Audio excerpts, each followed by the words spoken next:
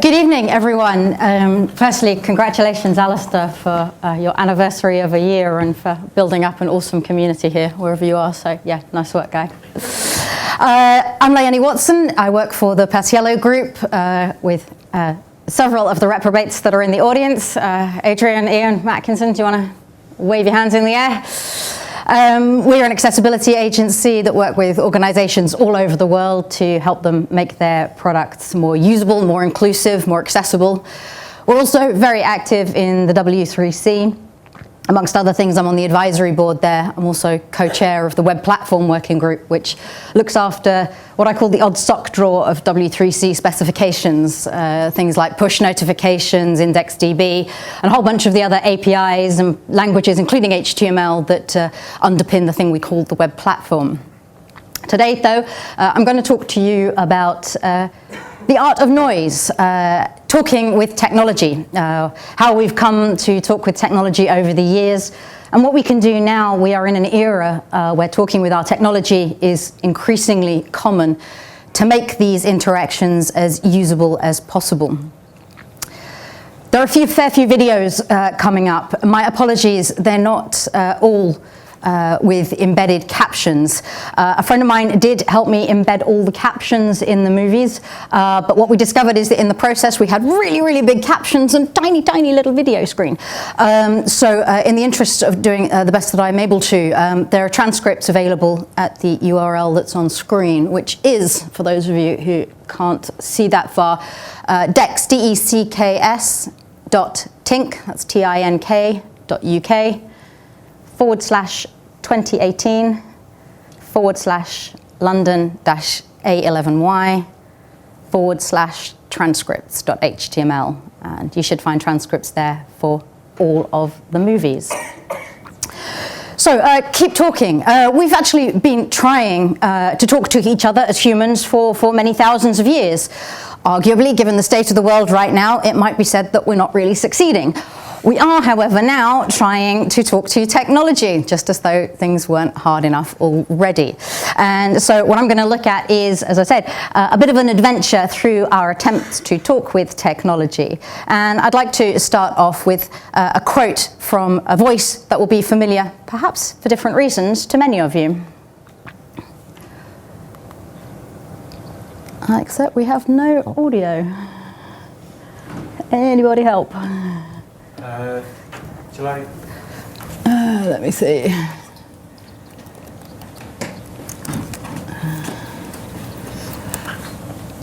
Oh, maybe that's it.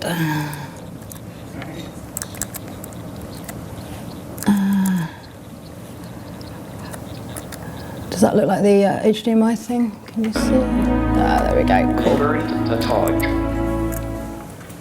Let's try that again. Okay, once more from the top, she says, in a talk about talking. For millions of years, mankind lived just like the animals. Then something happened, which unleashed the power of our imagination. We learned to talk. And that, of course, was the British physicist Stephen Hawking, who, due to physical disability, used a complex system that enabled him to use an on-screen keyboard, translate that into text-to-speech, a similar technology used by blind people for reading on-screen content and translating it into synthetic speech, so that in Dr. Hawkins' case, he was able to communicate verbally, as it were, whereas for blind people, the same technology is used to help them listen to content instead of see it. But he makes a good point. We learn to talk.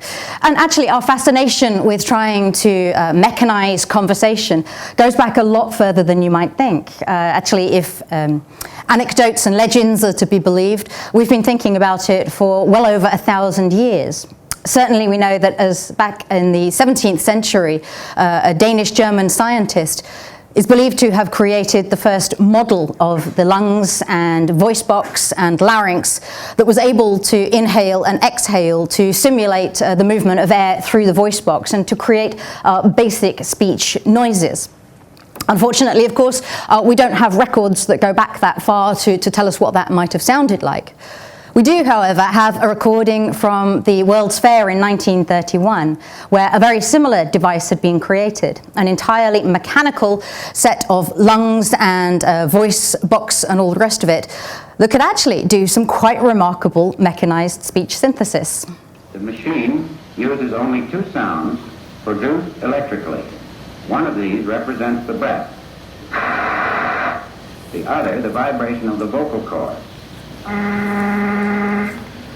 There are no phonograph records or anything of that sort, only electrical circuits such as are used in telephone practice. Let's see how you put expression into a sentence. Say, she saw me, with no expression. She saw me. Now say it in answer to these questions. Who saw you? She saw me. Whom did she see? She saw me. Not bad for something that is rapidly getting towards 90 years ago now. But of course, it didn't stop there. By the time we got to the early 1960s, in 1961, Bell Labs was doing some amazing research into all sorts of... was doing all kinds of research into computing and digitization. And they produced a computer that was nicknamed the Daisy Bell. And of course, they did the first logical thing that humans would do when they came up with a digitized synthetic voice. They made it sing. Daisy, Daisy, give me your answer. I'm crazy. I think I'm going to have trouble with all of these videos, that one's just cut me off too. But that, of course, did many things. It was one of our first forays into purely synthetic speech. It also, of course, set the scene for every major science fiction movie from 2001 onwards, and some kind of bad AI out to destroy humankind, the world, and anything else in its path. By the 1970s, 1978 to be specific, we'd seen synthetic speech emerging in our technical toys. I told you, they're out to get me, they really are. The Texas Speak and Spell introduced talking toys to children. I'm just about of the generation where these were one of the hot toys when I was very, very small, and quite how my parents didn't throw me out of the house. I'm still not sure to this day, because just listen to this. A, B, C, D, E, F. I'm going to wait, it's going to carry on, you bet. What's the betting? If I open my mouth and... I'll go on with it. But that was it. That was fascinating at the time. It was like magic in a box. This thing that could talk to me was just absolutely remarkable, and it wasn't the only toy of its kind to do it. Another toy from America, from Megacorp, was a robot toy that could talk to kids as well. Thank you for turning me on. Let me introduce myself. I give up. The interesting thing about that one is that, believe it or not, the speech there maybe sounded a bit more human than the previous example. And this is something we still see today in technology. The smartest toy robot in the world. Sometimes we record human speech to give it greater human sounding, and sometimes we do it entirely synthetically, like that speak and spell thing. And even as far back as the 70s, the differences are really quite remarkable. Synthetic speech enables greater flexibility of conversation, whereas pre-recorded human speech gives us, obviously, a much more human, realistic sound. In 1984, we saw something arrive on the scene called a text-to-speech system. This TTS is what underpins Stephen Hawking's voice that we heard right back at the beginning in the Pink Floyd track. It's the same technology that exists in screen readers, translating on-screen content into synthetic speech. And the first one sounded like this. I am Perfect Paul, the standard male voice. I am Beautiful Betty, the standard female voice. Read time how long this is going to take before the last bit kicks in, because I'm kind of curious about this now. It won't kick in until you start talking again. It is just waiting for me, isn't Some it? people There we think go. I sound a bit like... So that we had the first time synthetic speech was starting to be deployed in assistive technologies, and that, of course, is another interesting piece of the conversations with technology model. It wasn't until 1984 that things really started to hit the mainstream, and the launch of the Apple Macintosh computer. This is probably one of the most famous product launches in technology, certainly, maybe in retail anywhere.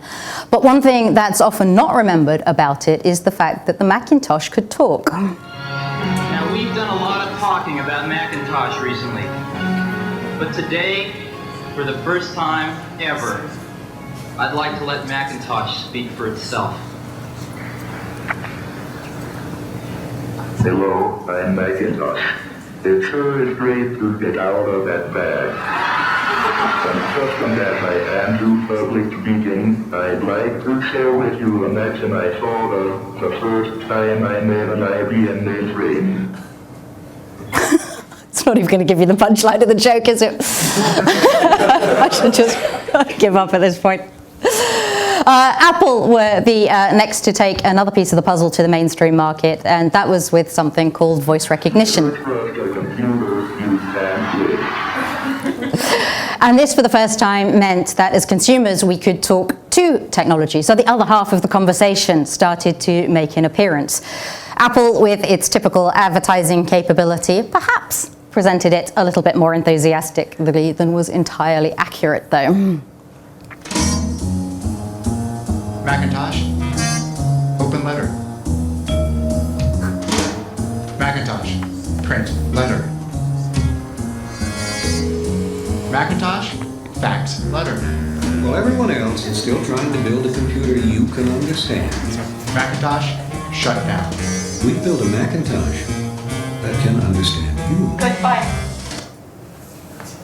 Actually made it to the end of the clip. I'm astonished.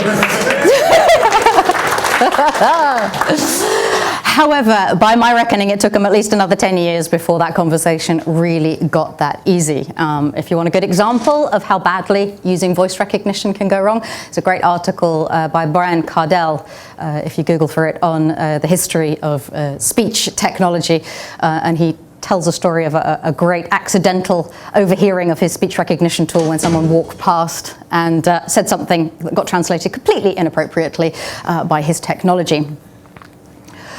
Dragon, naturally speaking, is an assistive technology, or at least it's a mainstream technology that uses voice recognition. It was originally designed to help people in professions like law and medicine use easy speech to record things like autopsy reports when your hands were otherwise busy, or when you wanted to dictate letters and do so easily.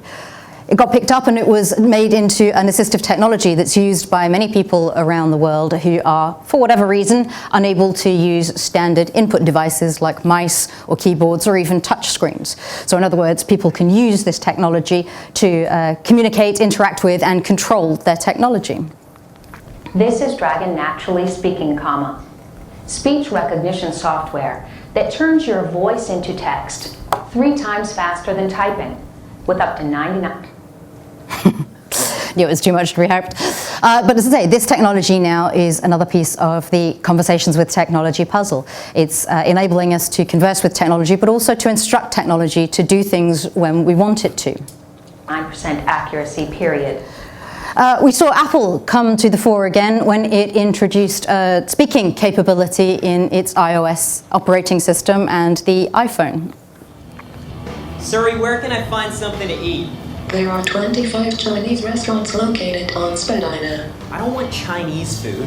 Sorry, I thought that was all you ate. Mad sure. Fine. And by my reckoning, this was probably the first time I certainly ever recall being able to have a semi-sensible conversation with technology. Siri seemed to more or less understand what I wanted it to do and more or less seemed to respond with the right things. It was still very restricted. You had to be very specific in what you said to it in order to get the responses that you need. But it was something, I think, approximating the first real conversation with technology, at least that I can recall.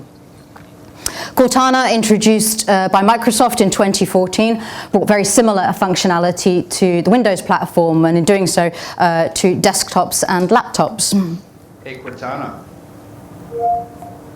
guess what? There are 2,335,981,212,665 possible answers to that question. And here we see one of the really interesting things about our efforts to converse with technology. We use humor as a way to humanize the technology that we're talking with. And we see this consistently, time and time again. Every conversational platform you choose to use will somewhere have some Easter eggs built into it that will in some way use humor to make the kind of relationship between you and your technology seem that little bit more human. The Amazon Echo came along in 2014, and for the first time we had a device that we could talk to without actually having to pick up or interact with physically in any way at all. Alexa, what's the forecast for Seattle, Washington? Right now in Seattle, Washington, it's 44 degrees with showers. Tonight's forecast has rainy weather with a low of 39 degrees. Alexa, set a timer for 5 seconds. 5 seconds, starting now. And this made it possible to have conversations in different contexts. You could be cooking in the kitchen and you can ask the Echo something. You can even shout out across several rooms and ask it something. You don't need to be anywhere near it at all, in fact. Actually, if hours in our house are anything to go by, any one of the dots we've got will answer completely randomly whether you were talking to it or not. But it's quite nice not having to have to pick up a device in order to interact with it. Google Now in 2015 introduced another important piece of the puzzle. The Google Home is context aware. So you can ask it one question and it will pick up an answer depending on something it has understood from the context of the question. So, you want to see it in action? Yes? All right, let's do it. So here he's listening to Skrillex and you wonder, like me, what is his real name? Okay, Google. What's his real name? Skrillex's full name is Sonny John Moore. Which is a great advancement in conversational technology, but I have to admit, if you were like me, you were wondering who the hell was Skrillex to begin with. But anyway, this may be me, not Google, it has to be said. So we've come a long way in our efforts to talk with technology. And speech is strange. It's extremely powerful. When you think about the conversations you've had today, over the past few days, over the past months, over your lifetime, think of all the things you've been able to do with the words and the language that you've used. There have been happy moments, sad moments. As humanity, we can use language to put fear into people, to warm people to you, to welcome them, to excite them, to amuse them, make them laugh. It's an incredibly powerful thing that we're trying to replicate, and it's not easy. We use idioms, we use slang, we use context, a whole bunch of things to make speech understandable. In the north of England, for example, pet is a very common phrase, term of endearment. Hello, pet, you all right? Pet is an animal to most people who speak English in the kind of non-northern colloquial sense. So how do we deal with things like that? If you walk into a place and say, I'll have it black to go, that doesn't really make any sense, unless the context puts you in a coffee shop or a Starbucks somewhere, in which case that speech suddenly makes complete sense. Quite often, we don't even need speech at all. We use gestures or non-verbal communication to help convey the message that we want. This happens to me all the time, actually. I'll ask someone, where something is, and they'll point. Great, thanks. But we do it all the time. If someone says to you, what's the answer to X? Don't know, we shrug. So that's something else. How do we do that in technology when actually all we've got at the moment, for the most part, is just the audio part of the conversation? So we need to start with the actual sound, the quality of the speech, to try and make this as human as we can. And it has to be intelligible, it's got to be understandable, and as human as we can make it. There There are several different ways we can do this. Formant synthesis is the way we have done it longest in terms of digital synthesis. And this is completely synthetic. And it basically involves creating a piece of text, or taking a piece of text and creating the audio sound completely synthetically. This means it's really, really responsive. It's very, very quick, but it's very, very robotic in quality for the most part. So we can listen to an example. For millions of years, mankind lived just like the animals. Then something happened that unleashed the power of our imagination. We learned to talk. And so it sounds very robotic. There's no real intonation. There's no change in it. It's very, very boring. But as a text-to-speech engine, and for the screen reader users in the audience who may or may not agree with this, many of us still use these kind of text-to-speech engines with our screen readers because they are the fastest. They mean we can listen and work more quickly than if we use other voices. And that's something approximating the speed that I listen to my screen reader to on a daily basis, and you'll find that many other screen readers do. So for us, speed and responsiveness is particularly important when you're talking about conversations and assistive technology. We then moved on to something called concatenative synthesis, and this took pre-recorded blocks of human sound, very tiny blocks admittedly, and the text to be translated into synthetic speech was built up from these building blocks. So the sound quality became a bit more human, but the responsiveness kind of declined a little bit, which is great for just general conversational devices, even if it's perhaps not always so popular for those of us who use text-to-speech as a workhorse. For millions of years, mankind lived just like the animals. Then something happened that unleashed the power of our imagination. We learned to talk. So it's still quite robotic, but you're starting to get more of the kind of up-down swings of a sentence in there, more of a recognition of where there are commas and full stops or periods at the end of sentences. More recently, we've started to use something called parametric synthesis. Google's DeepMind laboratory did a huge amount of the formative research into this. And again, it's a completely synthetic model that took enormous computational processing power to do originally. So much so that at first, only the likes of Google with their huge data centers were capable of running the processing power needed. They've improved the algorithms now, so actually many of the Google devices that talk to you use this kind of synthesis. But right back when they were still demoing things and sharing with the web, they did the thing that, of course, we all do when we want to talk with technology. We make it sing.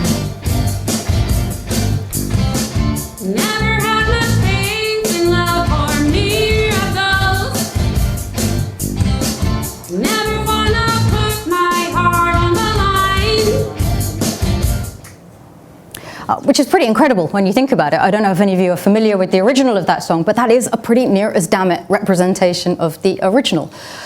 So now we've got the capability for incredibly human-like speech that is very responsive and very easy to use. So I think, as far as it goes for the time being, we've got that human level of speech pretty much ready to rock and roll. So we've got that part of the thing solved. How do we then actually structure the conversation? How does this all work under the hood? The technologies here are actually surprisingly old. Voice XML from the W3C is still used in almost every conversational device that you come across. This is the thing that if you've ever sat on the phone and listened to one of those dreadful menus that ask you 1 for this and 2 for that and 3 to go to hell and never come back, this is the technology that underpins it. So you have the W3C to thank for those dreadful telephone systems. But Voice XML lets you chunk up a conversation into pieces. So it knows when to listen to a response, it knows what the response will be from the system, and you can create pathways through the conversation, much like the telephone menus try to encourage us to go through.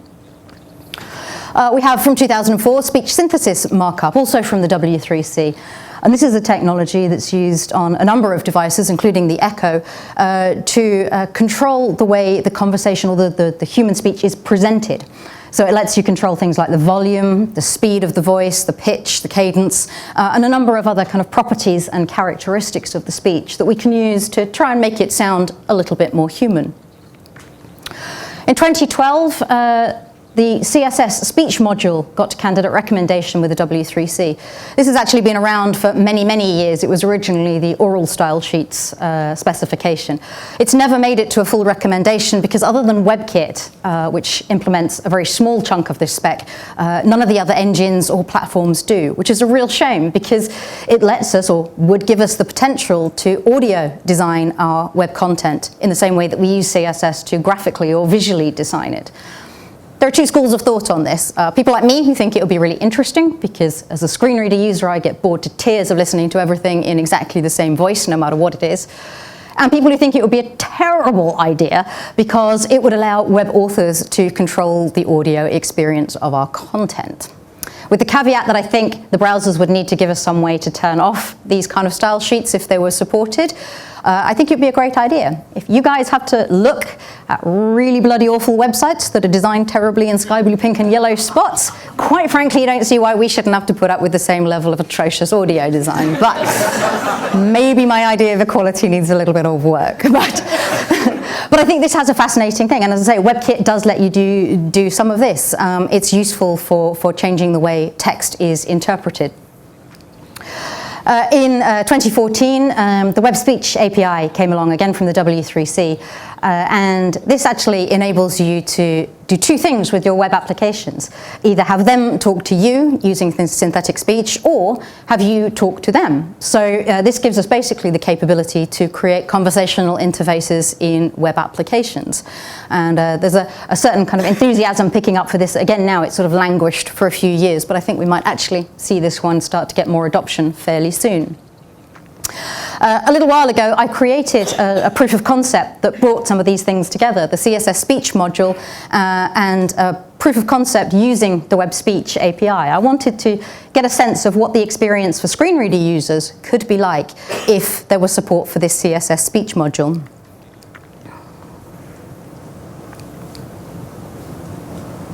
This sounds normal. This sounds loud.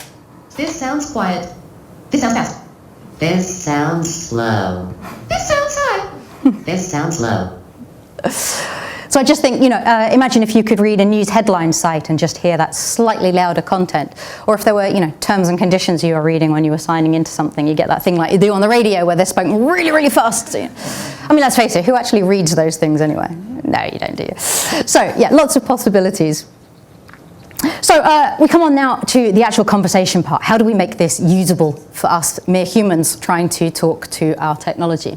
And I want to use a set of principles called the inclusive design principles that we'll put together with my friends Ian Pouncey, who's in the audience somewhere, Henny Swan and Hayden Pickering.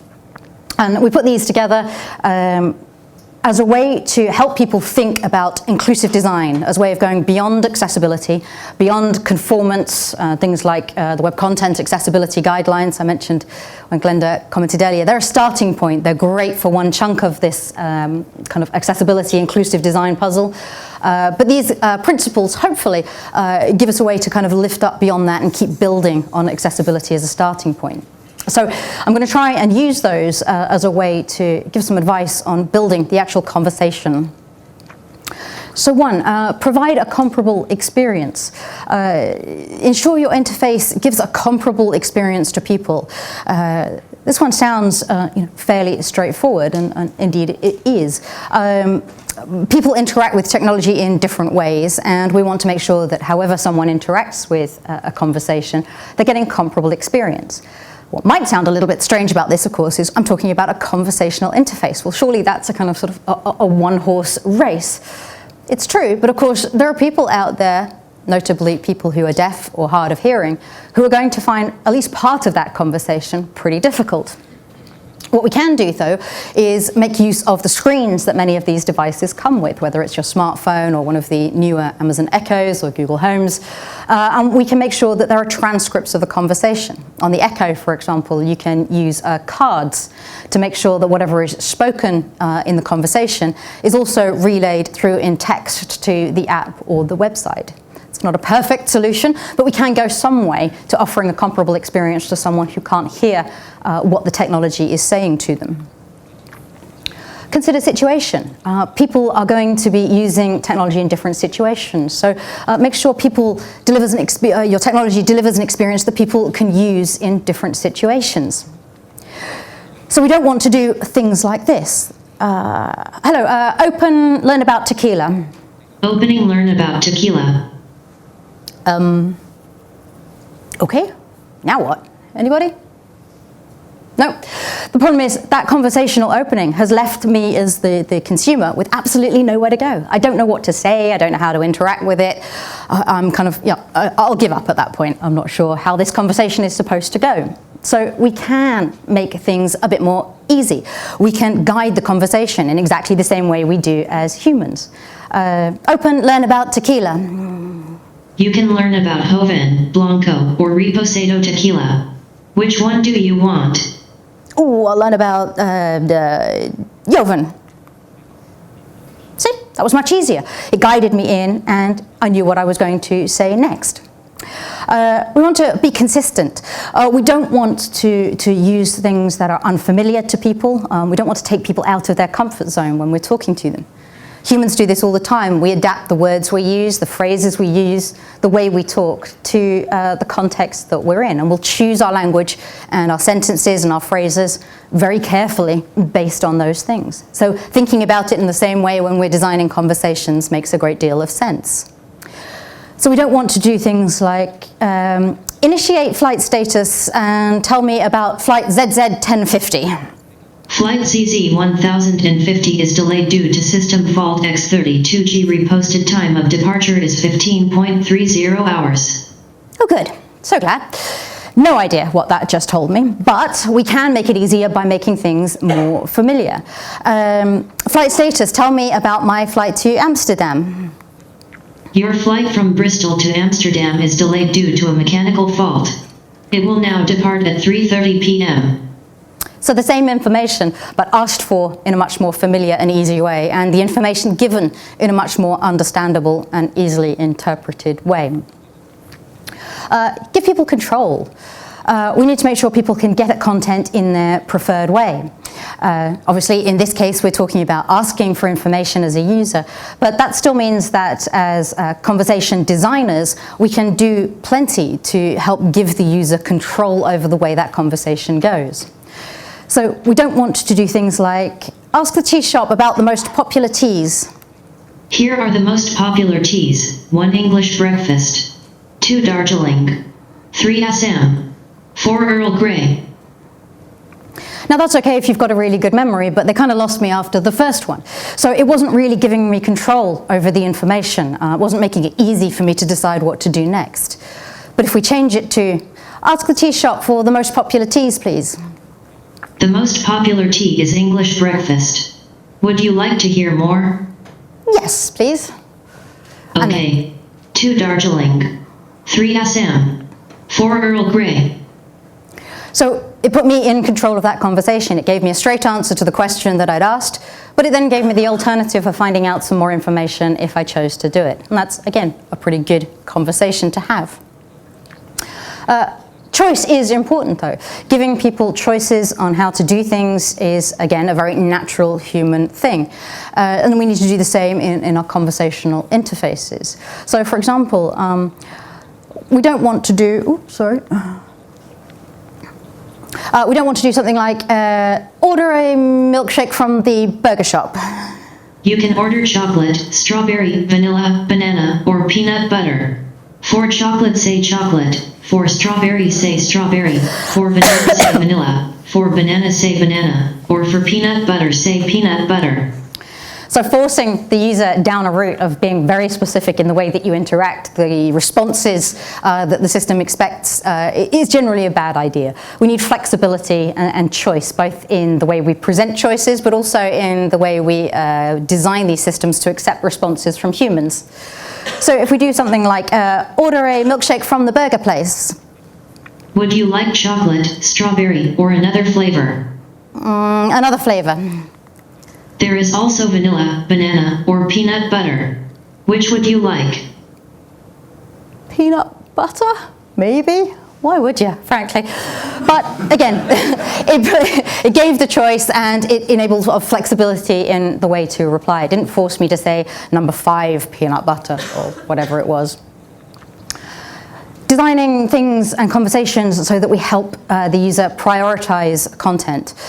There's a good chance when we design conversational interfaces that the user is trying to accomplish something pretty specific, even though the app or the skill, whatever it may be, is capable of accomplishing several different things. There's likely to be a priority task for the consumer. So we don't want to do things like open the recipe app. You can add a recipe, delete a recipe, edit a recipe, find a recipe, or choose an ingredient. Which one do you want?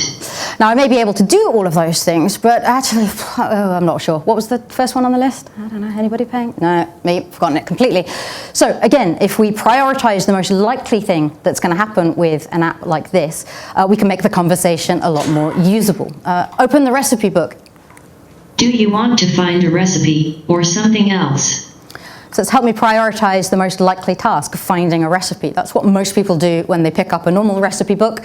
It kind of makes sense that in a conversational recipe book, the same thing is true.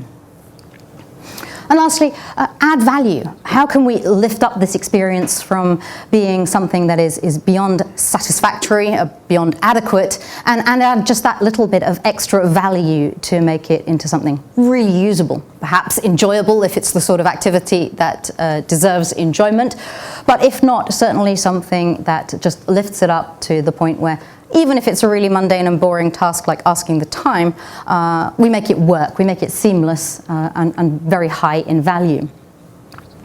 So we can do things like make sure that we write the content for a non-visual interface. The way we put things in writing don't always translate well into conversation. So, for example, if I ask Scorekeeper for an update on the Bristol game. Bristol 35-20 Harlequins. Time remaining 00, 30, 30. Now, for those of you who can see that on screen, the way that appears in text is very typical of the way you see rugby, in this case, sports scores written down. The score of the first team is followed by the score from the second team, followed by the name of the second team, and then the time is written in a kind of fairly standard but not very human-friendly format.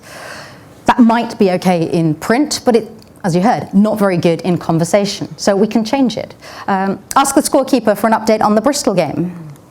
With 35 minutes to go, the score is Bristol 35, Harlequins 20. And in that case, there was extra value because the right team were winning. So that's always important. We've got some big questions to think about, though, in all of this talking with technology. We need to answer these questions as soon as we can, actually. With 35 minutes to go, the score is Bristol 35, Harlequins 20. Oops, I'm going to do that again, aren't I? With 35 minutes to go, the score is Bristol 35, Harlequins 20. Okay. Privacy. How do we deal with privacy when we're talking to technology? For those of you that have these talking devices and you live in a shared house, you'll perhaps have an understanding of this. Dan and I have Echoes in our house, and we have a shared calendar that runs through it, and that quite often lands us in a pickle, because if we both have the same event added to our calendar, the way that system works is we get that event twice in our shared calendar. That's not a big deal. But how do we deal with privacy on a different level? How do we make sure that the information we exchange with these conversational technologies remains private?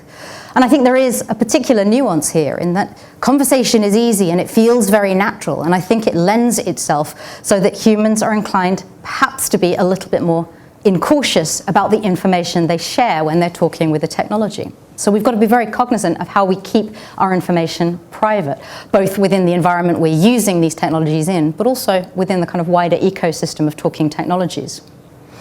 How do we deal with security? How do we make sure that the information we're exchanging with these conversational devices and the information that they are taking back to the mothership, the servers, the cloud, wherever, remains secure? We know some systems, Amazon for example, have yet to be hacked, and they are reasonably secure from a data security point of view. Equally, we know from some of the security conferences that people have developed ways that are impossible for a human to hear, but possible for a talking device like an Echo to hear, that mean they can hijack your talking devices and listen to what you're saying in your house. And now we come not only to security, of course, but maintaining our privacy. These are the questions we've got to keep thinking about if we're going to keep talking with technology. What about identity? How do we identify ourselves with conversational technology? Would that we could all go to the Starship Enterprise and put the ship on auto-destruct just on a voice recognition and a 6-character alphanumeric sequence. We know in reality today, of course, that we can fake those things incredibly easily. We've mostly got smartphone apps that are capable of faking that kind of information. So how do we realistically identify ourselves in conversational interfaces? If we want to start interacting with banks or other kind of seriously secure systems, we're going to need to answer these questions before conversational technologies can really take us into the field of, say, conversational banking. And what about trust? This is perhaps the biggest question that we've got to answer, not least because we live in a world with too much fake news as it is. But as we talk to technology, imagine a situation. I came across this in an article I was reading about this very subject. You buy your child a toy, and it's a talking toy, and it becomes the absolute love toy of their life. They're delighted with it, they're happy with it, and they spend hours talking to it. And just as Christmas, perhaps, is rolling around, the toy suddenly says to your small person, "I'm terribly sad without my friend. Ask Mummy and Daddy or your responsible parent if they'll buy my friend for you for Christmas." He's got a small child, or had a small child. How bad is pester power? How much worse do you think it would get if your beloved small person's toy was pestering them every 5 minutes in woeful tones to go and buy their bestest friend in the world ever, and they'll be so upset if Mummy and Daddy don't buy me the friend to go with me? But it's true, it could happen. And we know retailers are not necessarily going to think twice about doing this kind of thing. So how do we protect not only the small people in our lives, but actually ourselves from placing too much trust in things we can talk to? It's really easily done, and we see this in books and movies time and time again. So we have a lot of big questions. We've solved many of the technical questions. We'll keep improving those, no doubt, and we've got a long way to go before the experience of really talking to technology equates anything remotely as natural as talking to humans. But we have a great adventure that we're in the middle of right now. We need to do better at talking to each other as humans, we really do. No matter what side of whichever camp you believe in, if we can keep talking, we'll keep making progress. And that, of course, has to be true in terms of talking with technology. For millions of years, mankind lived just like the animals. Then something happened, which unleashed the power of our imagination. We learned to talk. One video played for me in the right order. Thank you very much for putting up with it.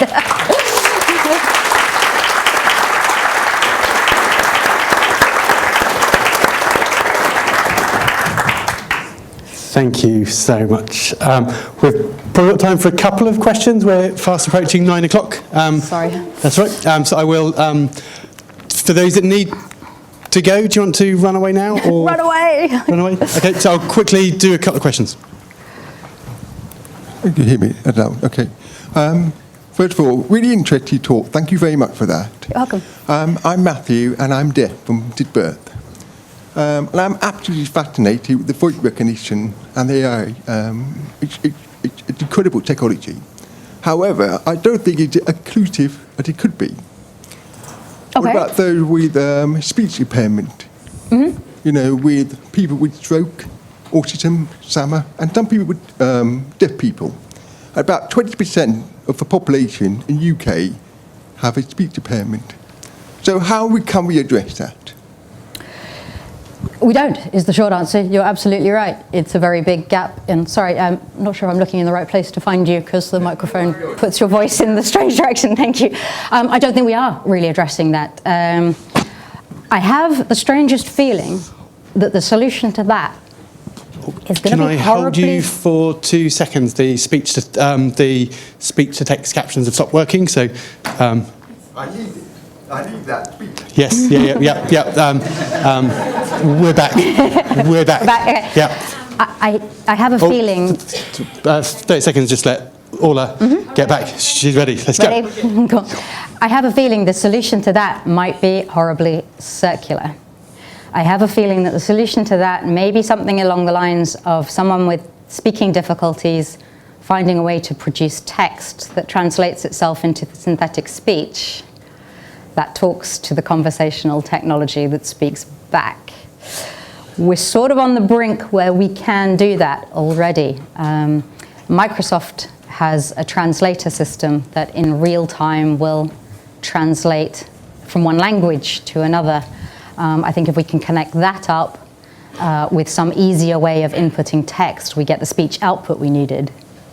But I'm guessing it's a big problem and we definitely need to solve it. And it's probably going to be one of the exciting solution areas for the next kind of foreseeable future, I expect. Raf, did you have a question? I have a question.